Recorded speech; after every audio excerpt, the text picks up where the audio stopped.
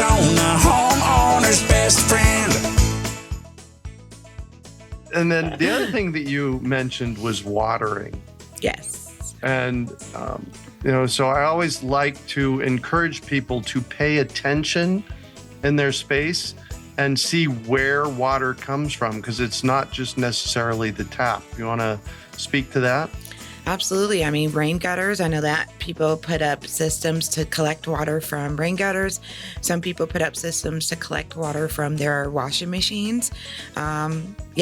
So water, one, is a very important resource, especially here in Arizona. And thinking about how we set up our watering systems and how we can collect water should definitely be a priority for anybody that's trying to grow anything in the state of Arizona. Being mindful of how you're using water, how you're collecting water, how you're reserving water. It's so important. I love what you said a little while ago. You're about directing that rainwater. Yes.